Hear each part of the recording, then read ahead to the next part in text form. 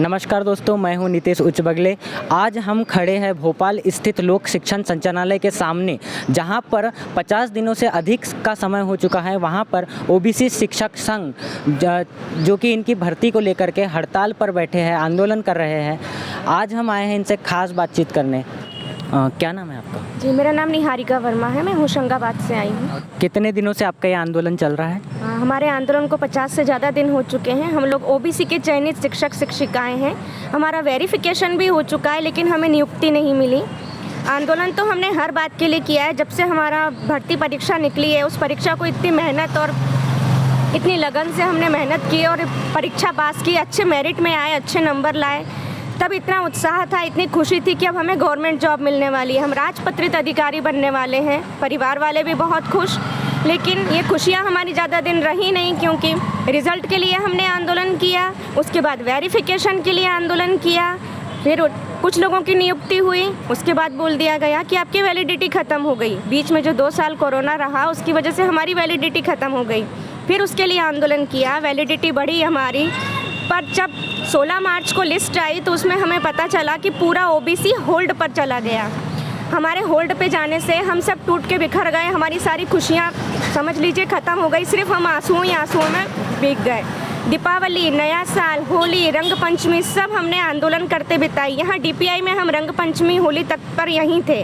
भाजपा कार्यालय भी गए, लेकिन माननीय मुख्यमंत्री जी से हमारा मिलना नहीं हो पा रहा था। हम आंदोलन में बैठ गए। चयनित शिक्षक हैं, ओबीसी के हैं, होल्ड पे हैं, पर हमारी उम्मीदें अभी टूटी नहीं हैं। हमारे माननीय मुख्यमंत्री जी जो शिवराज सिंह चौहान हैं, उनसे हमें पूरी उम्मीद है कि मामा जी हम ओबीसी चयनित भांजे भांजियों की पुकार सुनेंगे। अभी उनसे हमारा मिलना नहीं हो पा रहा है। हमने कई बार उन्हें मिलने के लिए बोला, लेकिन वो हमसे नहीं मिल रहे हैं। अगर मामा जी हमसे नाराज़ भी हैं तो हम उनके भांजे भांजी उन्हें मना कर रहेंगे। हम हमारा नियुक्ति पत्र उन्हीं से लेकर ही रहेंगे। हमने 1 मार्च को सीएम हाउस जाने के लिए कोशिश भी की, लेकिन हम सभी को गिरफ्तार कर लिया गया। बस से हमें सारी महिलाओं को रातावाड़ी लेकर गए, जहां पर हमें ना खाने के लिए कुछ मिला और ना पानी। हम शाम तक 6 बजे तक वापस हमें यहाँ छोड़ा गया। हम सारी महिलाएं थी, फिर भी हमने ये सब तकलीफ़ भी सहन की। हमने आमरण अनशन किया, क्रमिक भूख हड़ताल की। हमें सिर्फ नियुक्ति चाहिए। हम हर तरह की तकलीफ़ सहन कर रहे हैं। क्यों? क्योंकि हमें नियुक्ति चाहिए। हम इस योग्य हैं, हमने ये पद प्राप्त करने लायक हैं। हम जो सरकारी गांव के जो बच्चे हैं, उनको सरकारी स्कूलों में अच्छी शिक्षा देना चाहते हैं। जो हमारी योग्यता है, हम चाहते हैं कि मामा जी हमें स्कूल दें और हम उसमें अपनी योग्यता दिखा सकें। क्या नाम है आपका? सीमा यादव। ये जो शिक्षक भर्ती है, यहाँ इसकी घोषणा कब हुई थी? ये 2018 में हुई थी, सितंबर। हाँ, तब कितने फॉर्म भरे गए थे? तब 12 लाख अभ्यर्थी थे, 12 से 13 लाख अभ्यर्थियों ने फॉर्म डाले थे। और वैकेंसी कितनी थी? वैकेंसी 19,000 पे निकली थी। अच्छा, और पिछली भर्ती कब आई थी? 2011 में। तो आपकी जो भर्ती प्रक्रिया है, रिज़ल्ट कब आया? रिज़ल्ट में कितनी देरी हुई? उसके बाद वेरिफिकेशन में देरी हुई, तो कितना समय लगा? और ये आंदोलन करने के लिए आप क्यों मजबूर हुए? हम लोग आंदोलन के लिए इसलिए मजबूर हुए कि बड़ी मुश्किल से 10 साल बाद तो पहले वैकेंसी निकाली गवर्नमेंट ने। उसके बाद एग्ज़ाम हुए 19 में, फरवरी मार्च में एग्ज़ाम हुए। उसके बाद इन्होंने फिर रिज़ल्ट को होल्ड कर दिया 3-4 महीने, मतलब जुलाई के अगस्त में 19 अगस्त 2019 में हमारा रिज़ल्ट आया। उसके बाद फिर इन्होंने प्रोसेस रोक दी। उसके बाद फिर हम लोगों को आंदोलन करना पड़ा और जुलाई 20 में हमारा फर्स्ट वेरिफिकेशन हुआ। उसके बाद फर्स्ट लिस्ट फिर उन्होंने ये अपना कोरोना काल आ गया, उन्होंने फिर हमारी वेरिफिकेशन को रोक दिया गया। उसके बाद फिर एक आंदोलन हुआ, उसके बाद फिर सेकंड काउंसलिंग मतलब वेरिफिकेशन चालू हुआ और फर्स्ट लिस्ट इन लोगों ने निकाली हमारी 6 अक्टूबर 2021 में। और उसमें उन्होंने क्या किया कि जो मेरिट और मेरिट लिस्ट और जो वेटिंग लिस्ट होती है, इन दोनों को ज्वाइन करके एक फाइनल लिस्ट बनती है। लेकिन गवर्नमेंट ने यहाँ पे गलती कर दी, मतलब जो हमारा विभाग था डीपीआई, इन्होंने क्या करा कि सिर्फ सिलेक्शन लिस्ट वालों की लिस्ट निकाल दी और वेटिंग वालों को हाथ भी नहीं लगाया। तब ये गलत है, ऐसा कभी होता नहीं है। और लिस्ट निकाल के इन्होंने वहीं पे प्रोसेस बंद कर दी। उसके बाद फिर हम लोगों को आंदोलन करना पड़ा। फिर इन्होंने बोला कि ठीक है, हम न्यू ईयर पे आप लोग को ज्वाइनिंग देंगे, लेकिन इन्होंने न्यू ईयर पे भी हमको कुछ नहीं किया, हमें बस बहलाते रहे। फिर हम लोग आए यहाँ पे 8 मार्च को, फिर हमारा एक आंदोलन हुआ महिला वुमेंस डे पे। तब भी इन्होंने बोला कि हो रहा है, आपका काम चल रहा है, आपकी वैलिडिटी ख़त्म हो गई है, हमें उसको प्रोसेस करना पड़ेगा, उसमें टाइम लगेगा।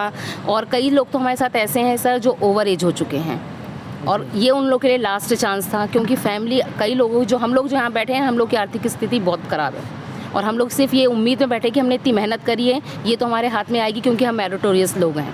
लेकिन इसके बाद भी हमारे साथ इतना बड़ा धोखा हुआ, पूरी ओबीसी की लिस्ट रोक दी गई है। फिर हम लोगों ने 8 मार्च को जो किया, उसके बाद 16 मार्च को हमारी सेकंड लिस्ट निकली है। लेकिन सेकंड लिस्ट में उन्होंने ये कर दिया कि जनरल वाले, एससी वाले, एसटी वाले, ईडब्ल्यूएस वाले सारे के सारे लोग आ गए, लेकिन ओबीसी की पूरी सीट को होल्ड पे कर दिया है, एक भी वेटिंग क्लियर नहीं करी है। उसके बाद हम ये आंदोलन पे बैठे हैं क्योंकि ये हमारी मांग जायज़ है, हम नाजायज़ मांग के लिए नहीं बैठे हैं। और हम लोगों ने बहुत मेहनत करी है, हमारी आर्थिक स्थिति बहुत बेकार है, लेकिन फिर भी हम यहाँ पे एक उम्मीद में बैठे हैं कि मामा जी शायद हमारी बात सुनेंगे, हमारी नियुक्ति करेंगे। और हमारे जो भाई ओवर एज हो गए हैं उनका क्या होगा सर? स्थिति इतनी बुरी है, यहाँ आने के लिए भी खर्चा नहीं है उन लोग के पास। हम फंडिंग कर रहे हैं, हम एक टाइम खाना खा रहे हैं यहाँ पे, इतनी धूप में हम बैठे हैं, हमारे बच्चे हैं, उनको छोड़ के आते हैं हम और यहाँ आते हैं, यहाँ पे रुकते, फिर थोड़े दिन के बाद फिर हम जाते हैं। हमें हमारा घर भी देखना है, यहाँ भी देखना है। हम महिलाएं यहाँ पे झुग्गी है, लेकिन उसके बाद भी हम यहाँ रात भी यहाँ रुक रहे हैं, इतनी गर्मी में होने के बाद भी। लेकिन सरकार की तरफ से कोई आश्वासन नहीं आ रहा है। हम तो बस ये चाहते हैं कि हमसे मंत्री जी मिल ले और मुख्यमंत्री जी जितना जल्दी हो हमसे मिल ले। क्या नाम है आपका? कपिल साहू, मैं बाबी से हूँ। जिनकी ज्वाइनिंग होनी थी वो कितने शिक्षक बच्चे हैं जो आप लोग आंदोलन कर रहे हैं? समथिंग सर हम 2000 लोग हैं जो आंदोलन कर रहे हैं और अभी भी पद समथिंग इनके अकॉर्डिंग देखा जाए तो डीपीआई में 6 से 6500 पद अभी भी रिक्त हैं।